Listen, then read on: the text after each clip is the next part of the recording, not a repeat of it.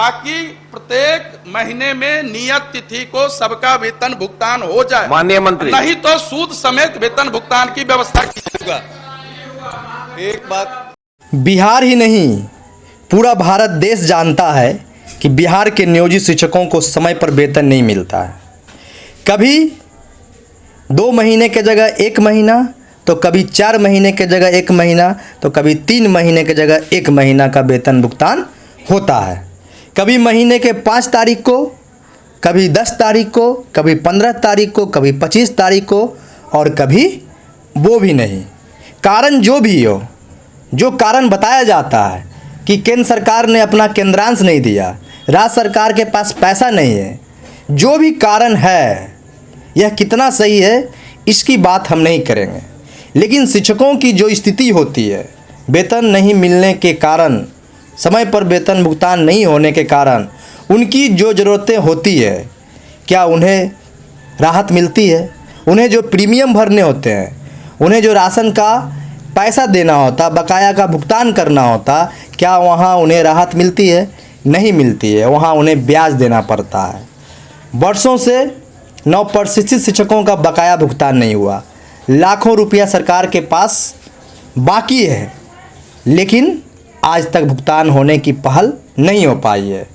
तो इसी सब के बीच बिहार के नियोजित शिक्षकों का वेतन भुगतान, बकाया भुगतान वर्षों तक लटका हुआ रहता है। कोशिश कितनी भी कर ली जाए, लेकिन परिणाम आसानी से नहीं मिलता है। तो इन सब चीज़ों पर मानसून सत्र में सदन में भी सवाल जवाब हुआ है। शायद आप नहीं सुने हो या नहीं जानते हो।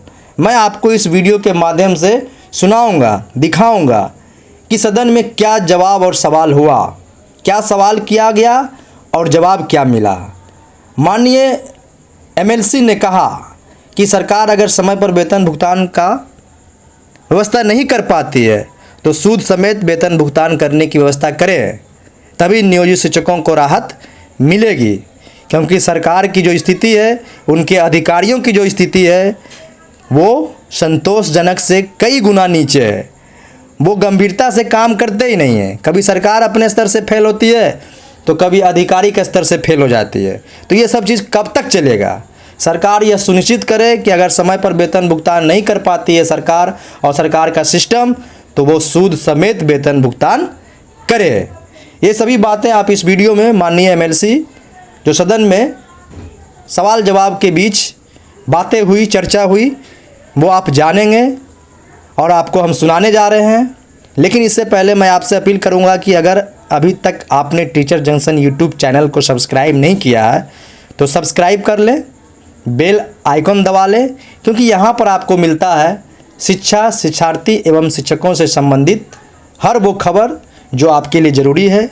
इसलिए आप इस खबर को शेयर भी कर दें, चैनल सब्सक्राइब भी कर लें और बेल आइकन भी दबा लें, ताकि आप हर बड़ी खबर जो आपसे जुड़ी है उससे आप अवगत होते रहें।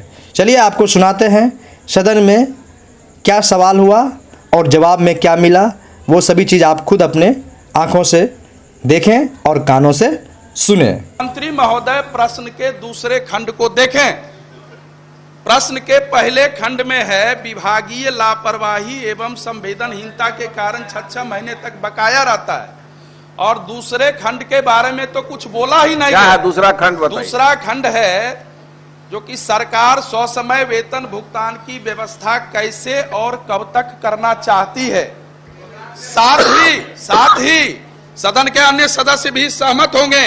साथ ही ससमय वेतन भुगतान नहीं होने की स्थिति में क्या सूद समेत वेतन भुगतान का विचार रखती है। सभापति महोदय, सभापति महोदय, सभापति महोदय, सभापति महोदय, सभापति महोदय, सभापति महोदय, वेतन और पेंशन अविवादित मुद्दा है।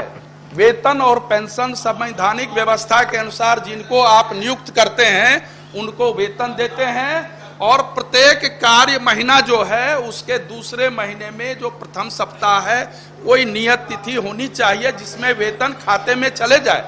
मंत्री महोदय ने जो उत्तर पढ़ा, विभाग ने सही में माननीय सदस्य ने कहा जो कि विभाग ने लंबा चौड़ा उत्तर दे दिया, लेकिन विभागीय पदाधिकारी कितने चतुर हैं, उन्होंने दूसरे खंड का उत्तर कुछ दिया ही नहीं। मैं महोदय आपसे कहना चाहता हूं, जो कि अगर वेतन और पेंशन जैसे मुद्दे अगर 6 महीने साल भर विलंब होते हैं, तो आज देश के दो उच्च न्यायालयों ने, क्रमशः राजस्थान उच्च न्यायालय ने और हिमाचल प्रदेश उच्च न्यायालय ने यह फैसला दिया है, अगर वेतन 100 समय नहीं मिलेगा तो सूद समेत वेतन का भुगतान करना पड़ेगा। चूंकि आपने नियुक्ति उसी एग्रीमेंट के साथ की थी, लेकिन यह व्यवहारिक मुद्दा है, सैद्धांतिक बातों को पढ़ दिया गया, केंद्र नहीं देती है, ये देती है, वो देती है। आपका कोई भी मामला हो, चाहे अनुदान का मामला हो, चाहे विश्वविद्यालय के वेतन का मामला हो, चाहे पेंशन के मामले हों, उनके जो आश्रित हैं वो वेतन पर ही निर्भर करते हैं। उनके घर में आपदा आती है, उनके घर में बीमार होते हैं, लेकिन उनको इलाज कराने का एक भी पैसा नहीं रहता है। विभागीय संवेदनहीनता के कारण उनके बाल बच्चे काल कलवित हो जाते हैं। अतः सरकार या तो कारगर तकनीक अपनाए ताकि प्रत्येक महीने में नियत तिथि को सबका वेतन भुगतान हो जाए, माननीय मंत्री, नहीं तो सूद समेत वेतन भुगतान की व्यवस्था कीजिएगा। एक बात मैं माननीय मंत्री को धन्यवाद देता हूं कि सही इन्होंने बात कही है कि सरकार के पास पैसे की कमी नहीं है, लेकिन आज का दैनिक जागरण सारे विभागीय पदाधिकारियों को पढ़ना चाहिए। संपादकीय लिखा है कि शिक्षा विभाग के 1625 करोड़ रुपए सरेंडर हो रहे हैं। एक तरफ राशि सरेंडर हो रही है, वो पूरे देश के पैमाने पर अखबार एक संदेश दे रहा है, और दूसरी तरफ महोदय ठीक कह रहे हैं माननीय सदस्य संजीव जी कि संवेदनहीनता और विभागीय लापरवाही ये मुफस्सिल के अधिकारियों का काम है महोदय, और मुफस्सिल के अधिकारियों की जो लापरवाही है और संवेदनहीनता है, वो वेतन छोड़ के बाकी सारा काम करते हैं। इसलिए उन पर सरकार कोई कार्रवाई नहीं कर पाती है और सरकार सदन में बदनाम हो रही है। पैसा रहते हुए समय पर वेतन का भुगतान नहीं हो पा रहा है, ये चिंता की बात है। मैं ध्यान आकृष्ट कर रहा हूं कि आप ऐसे अधिकारियों पर कौन सी कार्रवाई करना चाहते हैं। अभी सुपौल के डीपीओ पर विधान परिषद ने कार्यवाही जब की, तब जाके वहां शिक्षकों के वेतन का भुगतान हुआ। वो वेतन में भी उनको चाहिए, कुछ चाहिए उनको वेतन में भी। ये बहुत ही गलत बात है महोदय। लापरवाही और संवेदना को आप चिन्हित कीजिए माननीय मंत्री जी, और आप निर्देश दीजिए अधिकारियों को कि सरकार को अपमानित नहीं करे, समय पर वेतन भुगतान की व्यवस्था कराएं।